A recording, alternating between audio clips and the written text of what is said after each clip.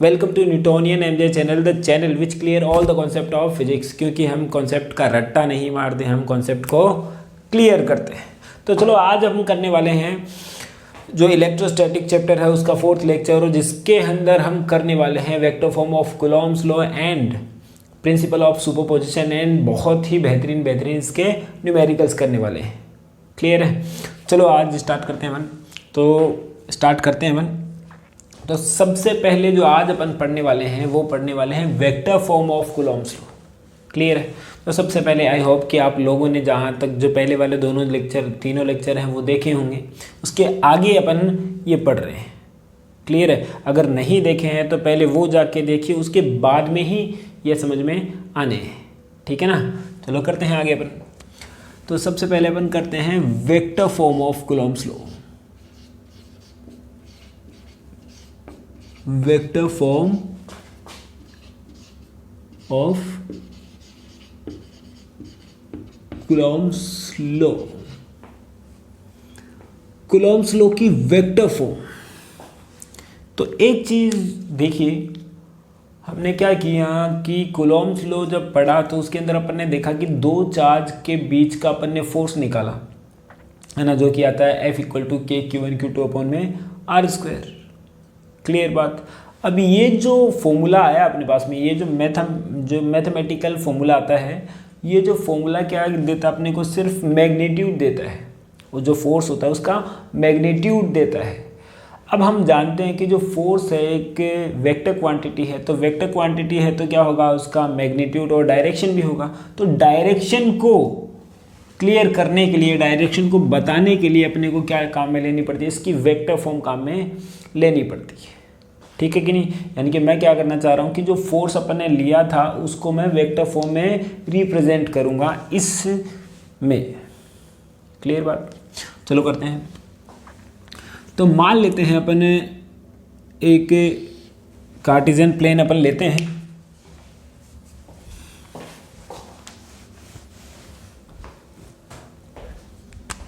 ये मान लिया अपने पास में एक कार्टेशियन प्लेन है। ये तो है x एक्सिस और ये है अपने पास में y एक्सिस, और ये है अपने पास में ओरिजिन पॉइंट। ठीक है बात?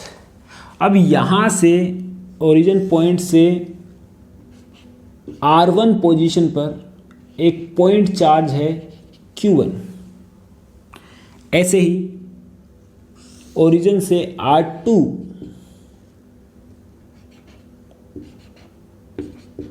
पोजीशन पर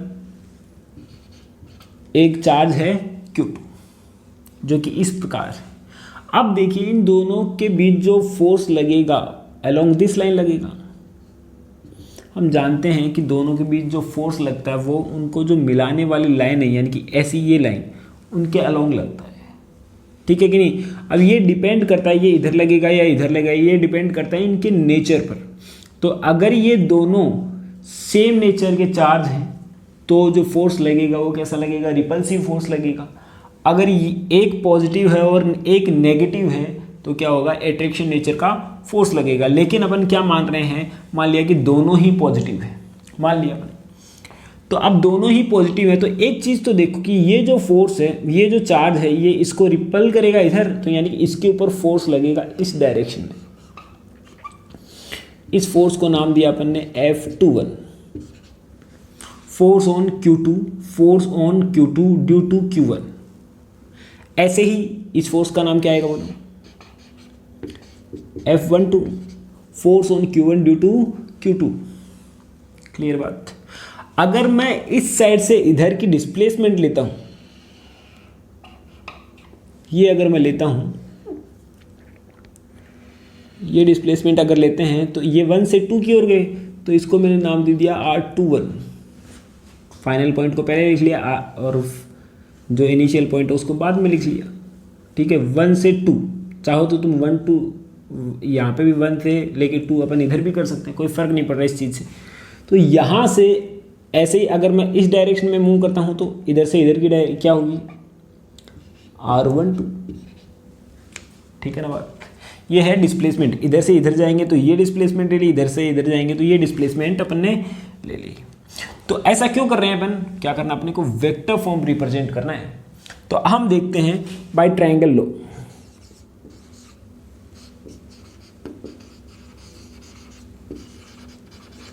ट्रायंगल लॉ किस लिए काम में आता था, अपन ने देखा था वेक्टर के अंदर कि जब अपने पास में दो वेक्टर का एडिशन के लिए अपन ट्रायंगल लॉ काम में लेते थे, ठीक है।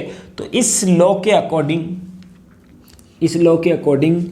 अगर एक वेक्टर पहले वेक्टर के हेड से अगर दूसरे वेक्टर की टेल को मैं ऐड कर दूं, तो पहले वेक्टर की टेल को जो दूसरा वेक्टर है उसके हेड से मिला दूं, तो वो क्या निकलता है अपने पास में, रिजल्टेंट निकलता है।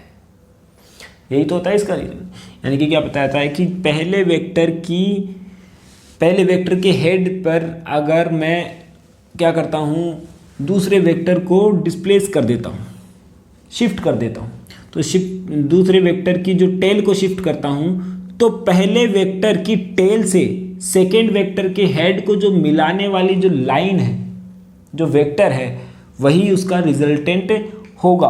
तो इसके अंदर देखते हैं, अगर ये वाली लाइन है इससे इस डायरेक्शन में, यानी कि इस फोर्स के लिए अपन देख रहे हैं, तो यहाँ पे मान लिया कि ये अपने पास में R1 पोजीशन इधर है और इसको मैंने क्या कर दिया, शिफ्ट कर दिया, पैरेलल शिफ्ट करके इसको यहाँ लेके आ गए अपन, ठीक है।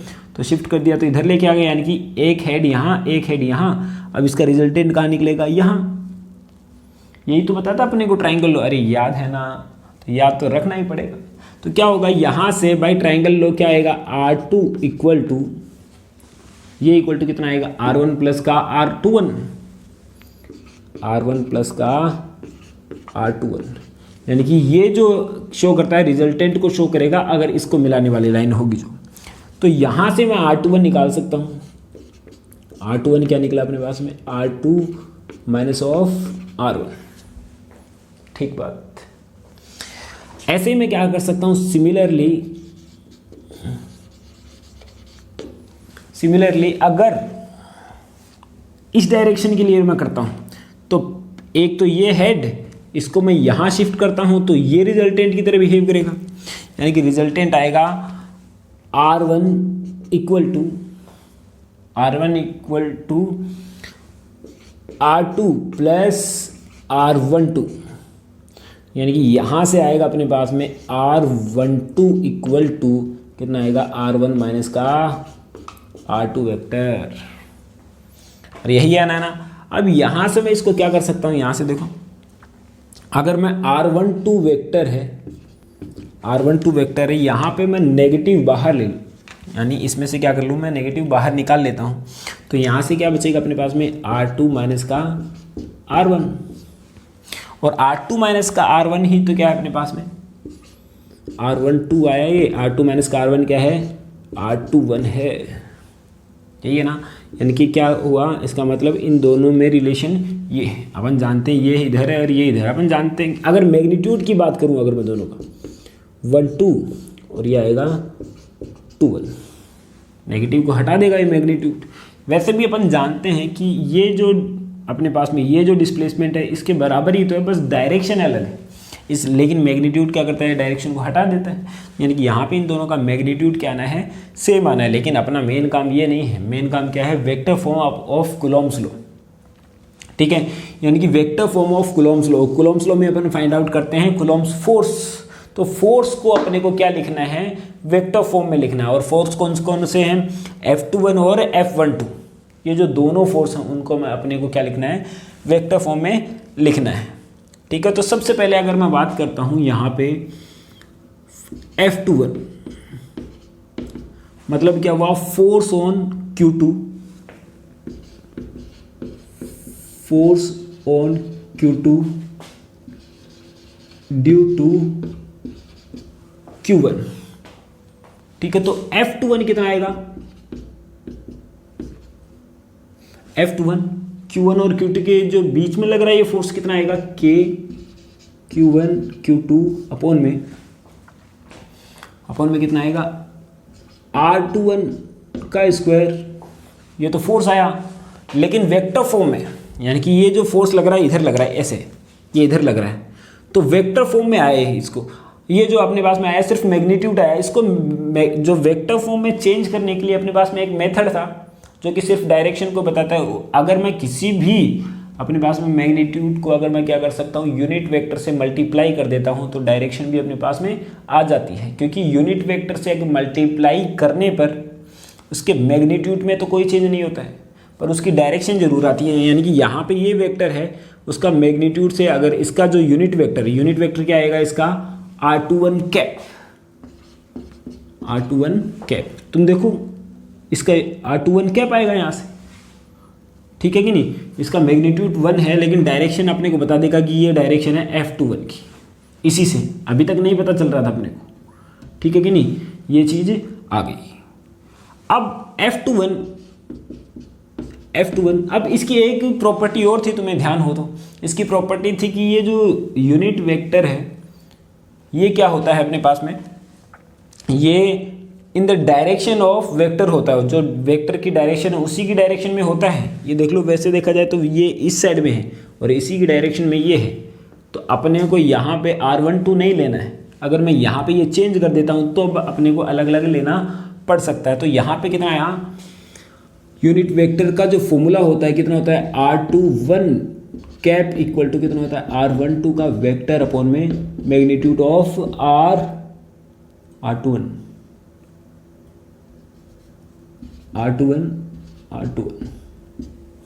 ठीक है बात। तो यहाँ पे मैं पुटअप करता हूँ तो ये कितना आता है, k q1 अपॉन में r21 का स्क्वायर इंटू में r21 का वेक्टर अपॉन में मैग्नीट्यूड ऑफ r21। अरे ठीक है ना बात, ये चीज़ आ गई। अब मैं यहाँ से इसको तो मल्टीप्लाई कर सकता हूँ यहाँ पे, तो ये कितना है, F21 इक्वल टू कितना आया, Q1 अपॉन में R21 का क्यूब आ जाएगा यहाँ पे, और यहाँ पे कितना आएगा, R21 वेक्टर। ये इसको तो अपन ने रिप्रेजेंट कर दिया, सिमिलरली मैं ऐसे में तो ये भी तो कर सकता हूँ, F12 इक्वल टू डायरेक्ट लिख देता हूँ मैं, Q2 अपॉन में R12 का क्यूब लिख सकते हैं इसको। ये कितना आएगा, R12 का वेक्टर। ये आ गया अपने पास में, यानी कि यहाँ पे इन दोनों का वेक्टर फॉर्म अपने पास में आ चुका, और यही अपना क्या है, आंसर है, ठीक है। बट यहाँ पे इसके बाद में इन दोनों में अपन रिलेशन भी निकाल सकते हैं, तो रिलेशन F21 और F12 में रिलेशन भी निकाल सकते हैं। तो इसको अपन ने नाम दे दिया इक्वेशन नंबर 1, इसको नाम दे दिया इक्वेशन नंबर 2। तो यहाँ से मैं इसको आगे सॉल्व करता हूँ, यहाँ से इक्वेशन इसको सॉल्व करता हूँ, तो ये लिख दिया मैंने इक्वेशन 1/2 करें अगर, तो कितना है, इक्वेशन 1 तो है F21 अपॉन में F12। क्लियर। यहाँ पे देखते हैं ये कितना है, Q1 अपॉन में R21 का क्यूब इंटू में R21 वेक्टर अपॉन में Q2 अपॉन में R12 का क्यूब इंटू में R12 वेक्टर। अरे ठीक है ना बात। यहाँ से देखो ये तो अपने उड़ा दिया, अब यहाँ पे R21 को R12 से भी उड़ा दूंगा क्योंकि मैग्नीट्यूड है, और मैग्नीट्यूड अपन ने देखा कि दोनों का सेम ही एक ही बात है। यानी कि यहाँ से इसको सॉल्व करने पर कितना आता है, F21 अपॉन में F12 equal to R21 upon में R12। ठीक है ना बात। तो यहाँ से अपन देखते हैं तो R21 वेक्टर, अब R12 की जगह पे मैं क्या लिख सकता हूँ, माइनस ऑफ R21। तो यहाँ पे मैं पुटअप कर देता हूँ माइनस ऑफ R21, तो ये तो कैंसिल आउट, यहाँ पे कितना बचा, -1, यानी कि F21 इक्वल टू कितना आया, -F12। यही क्या है अपने पास में, vector form of Coulomb's law. तो ये आ गई, और ये क्या आ गया, इन दोनों जो फोर्स लगे जो कि अलोंग द लाइन लग रहे हैं, अलोंग द जॉइनिंग लाइन लग रहे हैं, उन दोनों में रिलेशन आ गया। और रिलेशन से अपने को क्या पता चला कि दोनों का जो फोर्स का मैग्नीट्यूड है वो इक्वल ही है, बट डायरेक्शन दोनों की क्या है, अलग अलग है। ठीक है, और यही चीज़ तो क्या बताता है अपने पास न्यूटन्स थर्ड लॉ बताता है। न्यूटन थर्ड लॉ अपने पास में एक्शन रिएक्शन जो वाला जो लॉ है वो चीज़ यही तो बताता है अपने को। तो ये चीज़ हो जाती है अपने पास में vector form of Coulomb's law. ठीक है बात। अब सेकेंड अपन जो पढ़ने वाले हैं वो क्या पढ़ने वाले हैं, principal of superposition. Principal of superposition, और उसके बाद में हम देखेंगे इसके कुछ क्वेश्चंस। ठीक है कि नहीं। तो यहाँ से अपन ने देख लिया vector form of Coulomb's law.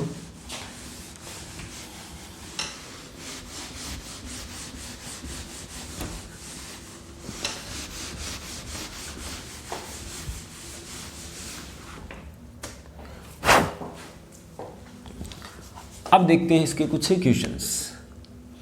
ये पहला क्वेश्चन लेता हूं मैं। पहला क्वेश्चन है अपने पास में, क्वेश्चन नहीं करना अपने को, पहले प्रिंसिपल ऑफ सुपरपोजिशन कर लेते हैं, उसके बाद में अपन क्वेश्चन कर लेते हैं। तो पहले अपन कर लेते हैं प्रिंसिपल ऑफ सुपरपोजिशन।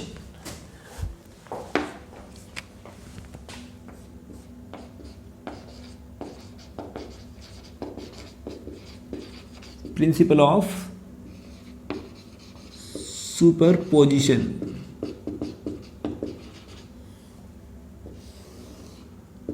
अब प्रिंसिपल ऑफ सुपरपोजिशन अपने को क्या बताता है? प्रिंसिपल ऑफ सुपरपोजिशन अपने को बताता है कि जब दो से ज़्यादा चार्ज हों तो किसी एक चार्ज के ऊपर जो फोर्स कैसे निकालेंगे। कूलॉम ने तो क्या बता दिया, कूलॉम ने तो ये बता दिया कि अगर दो चार्ज हैं उनके बीच का फोर्स अपन निकाल सकते हैं F इक्वल टू के Q1 Q2 अपॉन में R स्क्वायर से। लेकिन दो से ज़्यादा चार्ज हैं यानी कि ग्रुप ऑफ चार्ज है, उस टाइम पे मैं किसी चार्ज के ऊपर फोर्स कैसे निकालूंगा। ठीक है ना बात। तो ये इसको जो बताए इसको सॉल्व करते हैं अपन प्रिंसिपल ऑफ सुपरपोजिशन की हेल्प से। प्रिंसिपल ऑफ सुपरपोजिशन की हेल्प से, यानी कि जब ग्रुप ऑफ चार्ज है अपने पास में, उस ग्रुप ऑफ चार्ज की हेल्प से मैं किसी एक चार्ज के ऊपर अपने को फोर्स निकालना है तो प्रिंसिपल ऑफ सुपरपोजिशन की हेल्प से निकालूंगा। ठीक है बात। तो प्रिंसिपल ऑफ सुपरपोजिशन अपने को क्या बताता है ये अपन देखते हैं।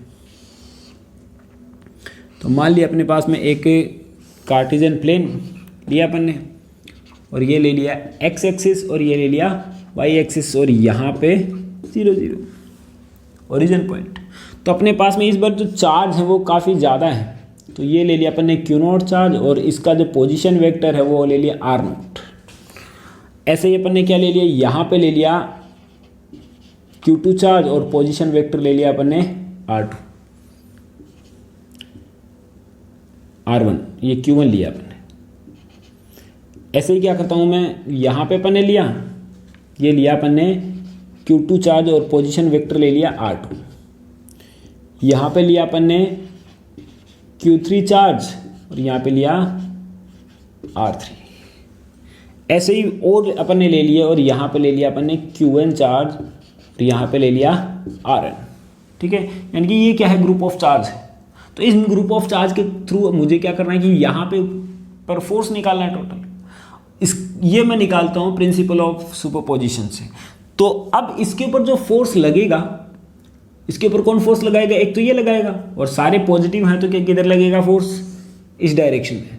तो ये कितना लगा F01, कितना लगा F01। इस डायरेक्शन में कितना लगेगा, force on Q0 due to Q1 charge, force on Q0 due to Q1 charge. इसके थ्रू कितना लगेगा, इस डायरेक्शन में ये लगेगा अपने पास में F02। इसके थ्रू क्या कितना लगेगा अपने पास F03। इसके थ्रू कितना लगेगा F0n। यानी कि ये टोटल चार्ज है अपने पास में, यानी कि यहाँ पे इसके थ्रू इतना लगेगा। तो according to principle of superposition अपने को बताता है कि इसके ऊपर जो नेट जो चार्ज लगेगा, नेट जो फोर्स लगेगा सभी चार्ज के थ्रू लगने वाला जो डिफरेंट फोर्स है उनके वेक्टर सम के इक्वल होगा। क्या बताया, यानी कि इसके ऊपर जो टोटल फोर्स लगेगा, इसके ऊपर जो टोटल फोर्स लगेगा वो सभी जो चार्ज हैं अपने पास में उनके थ्रू लगने वाले अलग अलग फोर्स के डिफरेंट फोर्स के वेक्टर सम के इक्वल होगा। यानी कि क्या बताया, according to principle of superposition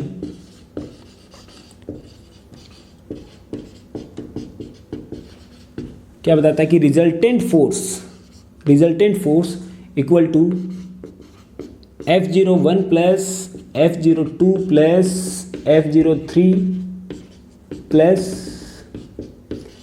F0n। ये है, ये अपन ने दे दिया इक्वेशन नंबर फर्स्ट।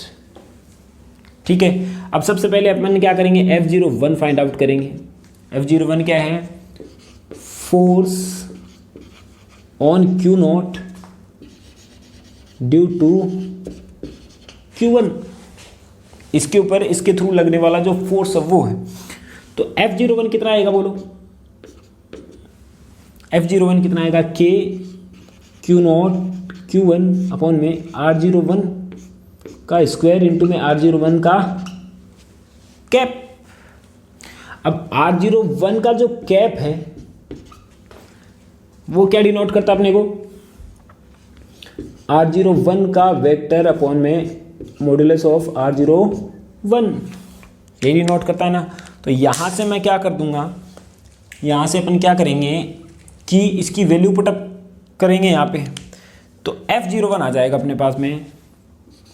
F01 कितना आएगा, K Q0 Q1 अपॉन में R01 का क्यूब इंटू में R01, जैसा कि अपन ने पहले किया था वैसा ही तो आएगा। सिमिलरली अगर मैं निकालता हूं F02,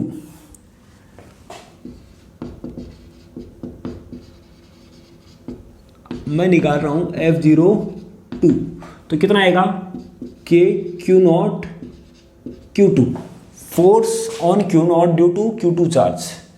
ठीक है, तो यहां से आया अपने पास में कितना आया, R02 का क्यूब इंटू में R02 वेक्टर। क्लियर बात। ऐसे ही मैं और निकालता हूँ, F0n तक निकालता हूँ, तो कितना आएगा, F0n equal to K Q0 Qn upon में R0n का क्यूब इंटू में R0n वेक्टर। तो ये अपन ने F01 भी निकाल लिया, F02 भी निकाल लिया, ऐसे ही सारे चीज़ें अपन ने निकाल ली। अब मैं वैल्यू कहाँ पुट अप कर दूंगा, इक्वेशन नंबर फर्स्ट में।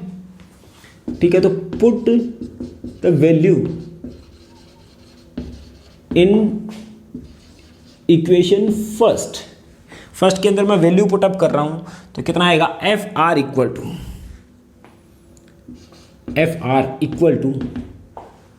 F01 की वैल्यू पुट अप करता हूं, तो F01 की वैल्यू है अपने पास में K Q0 Q1 अपॉन में R01 का क्यूब इंटू में R01 वेक्टर। ठीक है बात। ऐसे ही क्या आएगा, K Q0 Q2 अपॉन में R02 का क्यूब इंटू में R02 वेक्टर प्लस, ऐसे ही अगर अपन आगे तक इसको करते हैं तो कितना आएगा, K Q0 Qn अपॉन में R0n का क्यूब इंटू में R0n वेक्टर। तो ये फॉर्मूला बनता है। इसको अपन शॉर्ट फॉर्म में भी कर सकते हैं क्योंकि काफ़ी चीज़ें रिपीट हो रही हैं और जो चेंज हो रही है वो एक सीक्वेंस से चेंज हो रही है, तो अपन इसको चेंज कर सकते हैं। तो यहाँ पे K Q0 तो मैं बाहर निकाल सकता हूँ और जो चेंज हो रही है उसके लिए मैं मॉड्यूलस फॉर्म में काम में ले सकता हूँ। I इक्वल टू 1, कहाँ से कहाँ तक चेंज हो रहा है, I इक्वल टू 1 से लेके n तक जो भी चीज़ें चेंज हो रही है वहाँ पर I लगा दूंगा मैं। तो Q चेंज हो रहा है, Q1 Q2 Q3, तो यहाँ पर कितना आएगा, QI अपॉन में ये कितना आएगा, R0I, ये भी चेंज हो रहा है का क्यूब, ये कितना है, R0I का वेक्टर। यानी कि इसको मैं ऐसे भी लिख सकता हूँ। ठीक है बात। तो ये हो जाता है अपने पास में प्रिंसिपल ऑफ सुपरपोजिशन। यानी कि क्या बात आई समझ में कि यानी कि जब अपन क्या करते हैं कि एक ग्रुप ऑफ चार्ज है उसके थ्रू मुझे किसी एक चार्ज के ऊपर फोर्स निकालना है, तो वो मैं किससे निकालूंगा, किसकी हेल्प से निकालूंगा, प्रिंसिपल ऑफ सुपरपोजिशन की हेल्प से निकालेंगे। ठीक है, तो ये चीज़ अपन ने देख ली। बस एक बात और ध्यान रखनी है अपने पास कि प्रिंसिपल ऑफ सुपरपोजिशन के अकॉर्डिंग ये जो फोर्स है इस फोर्स पे डिपेंड नहीं हो करता है, यानी कि इसकी वजह से ये अफेक्ट नहीं होगा। यही अपने पास में प्रिंसिपल ऑफ सुपरपोजिशन है। ठीक है बात। चलो, ये अपने पास में दोनों चीज़ें आज जो अपने को कवर करनी थी, दोनों चीज़ें अपन ने कवर कर ली। उसके बाद में इसके कुछ न्यूमेरिकल्स अपने को करने हैं जो कि बहुत ही इंपॉर्टेंट है। काफ़ी न्यूमेरिकल्स बनते हैं इसके ऊपर, तो मैं आप लोगों को 2 या 3 न्यूमेरिकल बता देता हूँ और उसके बाद में आपको वैसे ही न्यूमेरिकल करके लेके आने हैं, ठीक है। तो यहाँ पर आज जो अपन ने पढ़ा है, यहाँ पर इसके अगर न्यूमेरिकल कंप्लीट हो जाते हैं तो यहाँ तक जो फोर्स है उसका काम तो निपट जाता है, ठीक है कि, यानी कि पहले चैप्टर का जो फोर्स पार्ट है एक, तो उसका काम तो यही निपट जाएगा, ठीक है। तो लेकिन उससे पहले क्या करना पड़ेगा, अपने को न्यूमेरिकल्स करने ज़रूरी हैं। तो यहाँ पे अगर मैं बात करता हूँ पहले क्वेश्चन की, पहला क्वेश्चन अपने पास में एक इक्विलेटरल ट्राइंगल है, इक्विलेटरल ट्राइंगल है, ठीक है। यहाँ पे ये ए दे दिया अपन ने, ये बी दिया और ये सी दिया, और इसकी जो ईच साइड है वो ए है, और एवरी जो वर्टिक्स है वहाँ पे जो चार्ज है वो क्यू है, ठीक है। और इसके सेंटर पर एक और चार्ज रखा हुआ है कैपिटल क्यू, और पॉइंट ले लिया है इसको ओ। फाइंड द फोर्स एट ओ, अपने को ओ पर फोर्स फाइंड आउट करना है। तो चलो सॉल्यूशन करते हैं अपन इसका। एक चीज देखो, यहां पर इसके ऊपर जो फोर्स लग रहा है, एक तो इस चार्ज के थ्रू लगेगा, यानी कि ये चार्ज क्या करेगा, इसको फोर्स लगाएगा, इधर फोर्स लगाएगा, क्योंकि ये पॉजिटिव और ये भी पॉजिटिव, तो फोर्स किधर लगेगा, इधर। तो मान लिया ये लगेगा एफ, ऐसे ही ये भी लगाएगा और ये भी लगाएगा अपने पास में, ऐसा लगेगा। यानी कि फ्री बॉडी अगर मैं डायग्राम बनाता हूं तो एक फोर्स तो लगेगा यहां, एक फोर्स लगेगा अपने पास में यहां, और एक फोर्स लगेगा अपने पास में यहां, और सबके जो बीच का एंगल है वो कितना होगा, 120 डिग्री। खुद ही देखो आप, इक्विलेटरल ट्राइंगल है और ये कितना है, 60 डिग्री। अब यहाँ पे ये जो डिस्टेंस है ये इस डिस्टेंस के बराबर ही है, ये डिस्टेंस इस डिस्टेंस के भी बराबर ही है, क्योंकि वर्टिक्स से जो सेंटर की जो डिस्टेंस होती है किसी में इक्विलेटरल ट्राइंगल में, वो तो सेम ही है, यानी कि चार्ज भी सेम है, बीच की डिस्टेंस भी सेम है, तो फोर्स भी तो कितना आएगा, सेम ही आएगा सबके ऊपर। यानी कि फोर्स क्या लग रहा है इसके ऊपर, इधर एफ लग रहा है, इधर एफ लग रहा है और इधर भी एफ लग रहा है, ठीक है बात। यहाँ पे आ गया ये इतना फोर्स। अब अपन जानते हैं कि ये जो डिस्टेंस है, ये जो सेंटर वाली डिस्टेंस है वो कितनी होती है, L/√3, ये होती है L या फिर A/√3। इक्विलेटरल ट्राइंगल में पढ़ा होगा कि जो वर्टेक्स से जो सेंटर को जो मिलाने वाली जो लाइन है वो कितनी होती है, A/√3 होती है। तो अपन बात करते हैं यहाँ पे ये फोर्स लग रहा है, तो अपन देखते हैं कि फोर्स कितना लगेगा, मतलब F की वैल्यू जो कितनी है, Q1 Q2 अपॉन में R स्क्वायर, यानी कि Q अपॉन में R की वैल्यू कितनी है, A/√3 का होल स्क्वायर, यही है ना। चलो इसको अपन सॉल्व करते हैं। तो यहाँ पे अपन देखो इसको कैसे सॉल्व करें, वेक्टर फॉर्म है अपने पास में, सीधा होता तो यानी कि इसमें से ये निकल जाता। तो अपने को क्या करना पड़ेगा, पहले इन दोनों वेक्टर को सोल्व करना पड़ेगा, और वो किससे सोल्व करेंगे, अपन कंपोनेंट से सोल्व कर सकते हैं चाहे तो, या फिर अपन सोल्व कर सकते हैं इसको, यानी कि एक पैरेललोग्राम जो मेथड है उससे सोल्व कर सकते हैं। यानी कि इसका जो रिजल्टेंट निकलेगा कहाँ निकलेगा, यहाँ निकलेगा, क्योंकि दोनों फोर्स इक्वल है, यानी कि बीच में ही आएगा, ये 60 डिग्री पे आएगा। तो यहाँ पे ये जो एफ आर निकलेगा, तो एफ आर कितना निकलेगा, एफ आर यानी कि रिजल्टेंट का फॉर्मूला अपन ने निकाला था। अगर दो अपने पास में वेक्टर हैं किसी पॉइंट के ऊपर लग रहे हैं, उनके बीच का एंगल थीटा हो, तो अपने पास में जो रिजल्टेंट का फॉर्मूला आता है वो आता है √f1² प्लस का f2² plus 2fn(f2) cos theta. ये तो याद ही होगा अपने पास में, अरे याद है ना, हाँ याद होना चाहिए। तो ये आएगा √f1² प्लस का f2² plus 2fn(f2) cos theta, ये होता है इसका रिजल्टेंट का फॉर्मूला। तो यानी कि एफ आर इक्वल टू ये तो कितना है, f1 की जगह f, ये f² plus f² plus 2fn(f2), f1 और f2 भी सेम ही है, यानी कि 2f² प्लस 2f² इंटू में cos 120 डिग्री, क्योंकि थीटा की वैल्यू कितनी है इन दोनों के बीच में, 120 डिग्री है। यानी कि एफ आर जो आता है, एफ आर जो आएगा वो कितना आएगा, 2f², ये तो आता है अपने बाद में 2f² प्लस 2f² इंटू में cos 120 की वैल्यू होती है -1/2। तो यहाँ से इसको सॉल्व किया तो यहाँ पे कितना बचा, F R equal to F, यानी कि जो फोर्स आया वो एफ आर इक्वल टू कितना बचा, एफ, यानी कि एफ आर की वैल्यू एफ ही है। यानी कि इस पॉइंट के ऊपर एफ ही नीचे लग रहा है और एफ ही क्या लग रहा है, ऊपर लग रहा है, यानी कि रिजल्टेंट, यानी कि नेट फोर्स कितना लगेगा, at O equal to 0। Net force at O equal to कितना लगेगा, 0 लगेगा। आप देख सकते हो इस चीज़ को, ठीक है।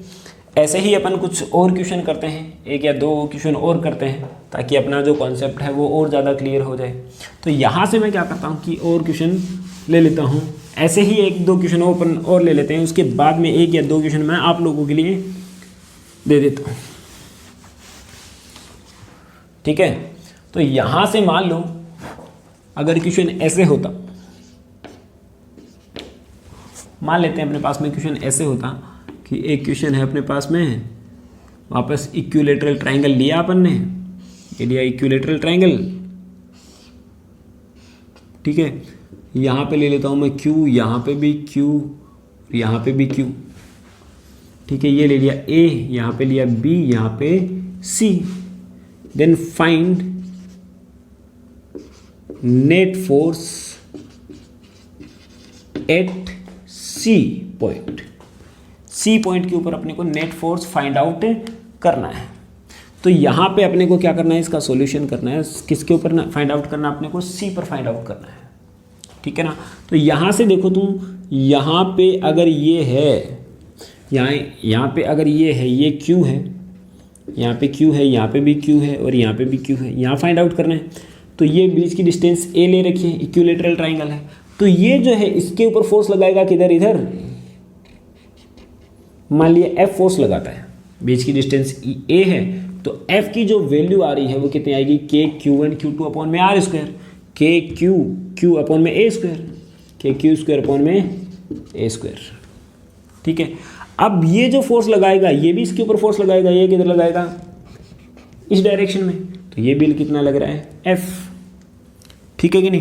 तो ये एंगल कितना आएगा बोलो, 60 डिग्री, क्योंकि ये 60 है, ठीक है। तो इसका रिजल्टेंट कहाँ निकलेगा, रिजल्टेंट तो एफ आर यहाँ निकलेगा। तो एफ आर इक्वल टू कितना आएगा, के क्यू एन F1² प्लस का F2² plus 2Fn F2 cos theta. तो F की वैल्यू कितनी आई, F² प्लस का F² plus 2F² cos 60 degree. Value put up करते हैं अपन, तो एफ आर इक्वल टू कितना आएगा, 2F² प्लस कितना आया, 2F² इंटू में 1/2, यानी कि कितना आया, F R equal to √3F², यानी कि √3F आंसर। और √3F मतलब F R equal to √3F की जगह मैं ये वैल्यू पुटअप कर सकता हूँ, KQ² अपॉन में A², ठीक है बात। ऐसे ही अगर ये होता, अगर इसकी जगह पे मैं अपन माइनस ले लेते हैं तो भी इसी निकाल सकते थे। उस टाइम पे अपने पास में ये जो फोर्स लगता, ये किधर लगता, ये तो लगता इधर F,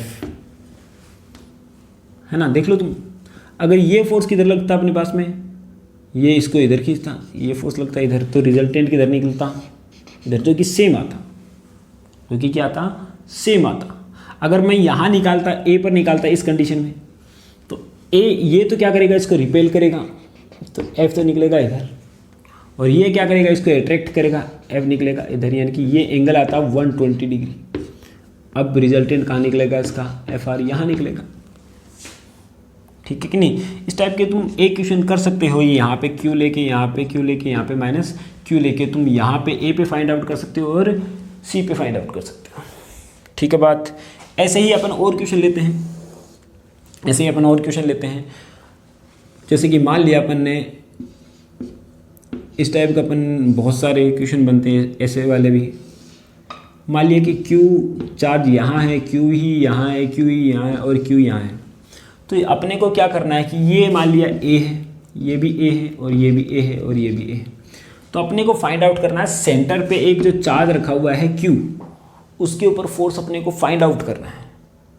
ठीक है, तो वापस अपन देखते हैं कि ये जो एक तो क्या लगेगा इसके ऊपर, ये फोर्स लगाएगा, ये मान लिया F1 लगा और ये डिस्टेंस ये ए है, ये ए है, तो ये कितनी आएगी टोटल √2a।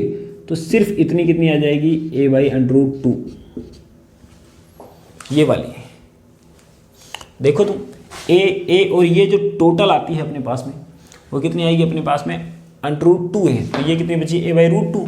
तो फोर्स लगेगा इस डायरेक्शन में। अब इसके थ्रू फोर्स कितना किधर लगेगा, इतना डिस्टेंस इसकी भी इसके बराबर, इसके थ्रू तो फोर्स किधर लगेगा इधर। क्यों? क्योंकि ये पॉजिटिव ये भी पॉजिटिव। ऐसे ही इसके थ्रू यहाँ पे फोर्स किधर लगेगा इधर, क्योंकि ये पॉजिटिव ये भी पॉजिटिव, यानी कि ये तो इसको डिलीट कर देगा और ये इसको डिलीट कर देगा, कैंसिल कर देगा, यानी कि आंसर वापस कितना आएगा 0। ठीक है बात। ऐसे ही क्वेश्चन अगर बहुत सारे बन सकते हैं, है ना, जितना चाहे अपन बना सकते हैं ऐसे क्वेश्चन। एक ऐसे ले लिया अपन ने, ये चार्ज ले लिया, ये अपन ने लिया Q, यहाँ पे -Q, यहाँ पे 2Q लिया, यहाँ पे -2Q लिया। ठीक है, देन फाइंड, यहाँ पे Q है, ये A लिया अपन ने, ये B लिया, यहाँ पे C लिया और यहाँ पे D लिया। तो यहाँ पे पॉइंट है O। तो आपको क्या फाइंड करना है, फाइंड फोर्स एट O। ठीक है, एक तो O पे फाइंड आउट कर लेते हैं अपन।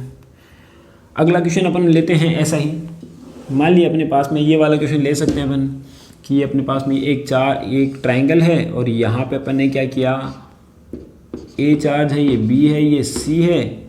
यहाँ पे अपन क्या कर सकते हैं, यहाँ पे लिया अपन ने Q चार्ज, यहाँ पे लिया -Q चार्ज, यहाँ पे लिया Q चार्ज। चाहे तो अपन वैल्यू पुटअप ले सकते हैं, -10 माइक्रोकूलम, जितनी भी वैल्यू ले सकते हैं। अपन को क्या निकालना है, A एंड C पर अपने को फोर्स निकालना है। ये चीज़ अपने को करनी है। ठीक है ना बात। तो यहाँ पे अपने पास में प्रिंसिपल ऑफ सुपरपोजिशन के कुछ क्वेश्चन अपन कर लेते हैं जो कि आप लोगों को करने हैं। इसके आगे भी बहुत सारे क्वेश्चन हैं, यानी कि यहाँ पे अपना फोर्स कंप्लीट हो जाता है। तो यहाँ तक का आगे के जो क्वेश्चन अपने को करवाने हैं, जैसे कि अपन देख रहे हैं कि धीरे धीरे अपन आगे बढ़ रहे हैं, तो क्वेश्चंस का लेवल भी थोड़ा थोड़ा बढ़ता जा रहा है। ठीक है कि नहीं। तो यहाँ तक अपना क्या होता है, फोर्स कंप्लीट हो जाता है और यहाँ के अपने जो नॉर्मल क्वेश्चंस है वो भी कंप्लीट हो जाते हैं। ठीक है, इसके आगे वाले जो लेक्चर के अंदर अपन क्या पढ़ने वाले हैं, इसके और भी बहुत सारे क्वेश्चन 10 या 12 क्वेश्चन लेके आएंगे जो कि थोड़े से टिपिकल होंगे, लेकिन वो तभी क्लियर होने जब तक कि अपना यहाँ तक का जो पूरा तैयार है, अपने को मैटर तैयार है, पूरा कॉन्सेप्ट तैयार है, तभी अपन उनको यूज़ कर पाएंगे। ठीक है कि नहीं। तो चलो, आई होप कि आप लोगों को समझ में आया होगा और आप पेंसिल जो कॉपी पेन लेके डेली लिख रहे हैं, यही काम आपको करना है। ठीक है, चलो, thank you, have a nice day.